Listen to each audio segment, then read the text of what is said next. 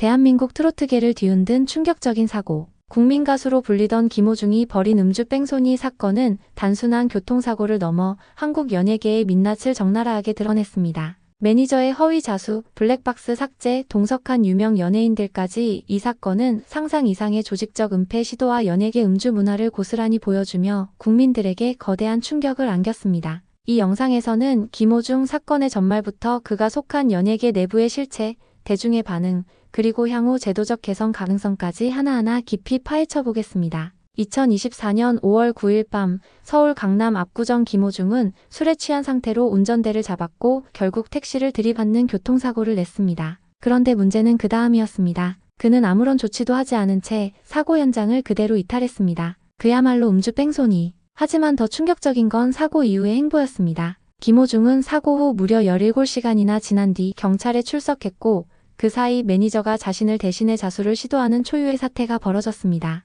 수사 결과 김호중의 매니저는 상사의 지시에 따라 자신이 운전했다고 주장했고 실제로 경찰도 처음엔 이 진술을 토대로 사건을 파악했습니다. 하지만 블랙박스와 주변 CCTV, 목격자 진술이 쏟아지면서 진실은 곧 드러났습니다. 김호중이 운전했고 매니저는 허위 자수를 한 것이었습니다. 이 과정에서 김호중 소속사의 대표와 본부장이 직접 개입해 블랙박스 메모리카드를 제거하고 사건을 은폐하려 한 정황까지 밝혀지면서 단순한 음주 사고가 아닌 조직적인 범죄로 확대됐습니다. 이후 김호중은 도주치상, 사고 후 미조치, 범인도피 교사 등 총 4가지 혐의로 재판에 넘겨졌고 2024년 11월 1심에서는 징역 2년 6개월의 실형이 선고됐습니다. 재판부는 피고인은 음주 상태에서 사고를 내고 현장을 이탈한 뒤 자신 대신 매니저를 자수시키는 방법으로 사건을 은폐하려 했다 죄질이 매우 나쁘다고 판시했습니다. 항소심에서도 형량은 그대로 유지됐고 현재 김호중은 대법원에 상고한 상태지만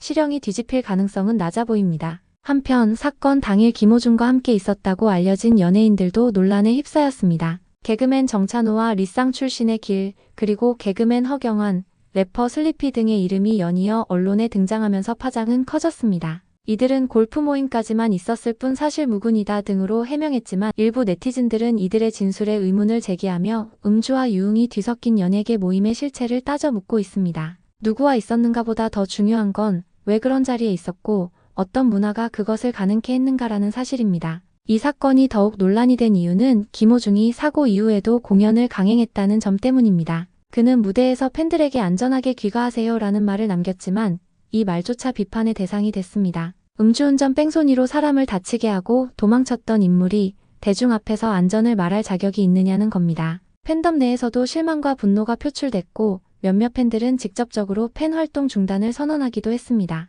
심지어 온라인 커뮤니티에서는 김호중처럼 일단 도망치고 나중에 자수하면 음주 입증이 안 된다는 내용이 공유되며 도주 후 자수라는 위험한 전략이 조장되는 현상까지 벌어졌습니다. 이는 김호중 사건이 단순한 연예인 이슈를 넘어 법과 사회 시스템의 허점을 드러냈다는 것을 보여줍니다. 수사기관에서도 이 점을 주목하며 음주운전 후 도주에 대한 처벌 강화를 요구하는 목소리가 커지고 있습니다. 이 사건은 단순한 교통사고가 아닙니다. 김호중 한 명의 일탈로 치부할 수 없는 이유는 이 사건이 우리 사회의 도덕성과 법적 허점을 동시에 흔들었기 때문입니다. 블랙박스를 없애고 매니저를 자수시켜 사건을 감추려 한 시도는 단순히 연예인 개인이 아닌 그를 둘러싼 시스템이 얼마나 취약하고 동시에 얼마나 치밀하게 움직이는지를 보여주는 결정적인 단서였습니다. 연예계는 지금 이 순간에도 여전히 팬들의 사랑을 기반으로 돌아갑니다. 그러나 그 사랑을 배신한 대가가 무엇인지는 김호중의 이번 실형이 말해주고 있습니다. 그 누구도 법 위에 존재할 수 없다는 것,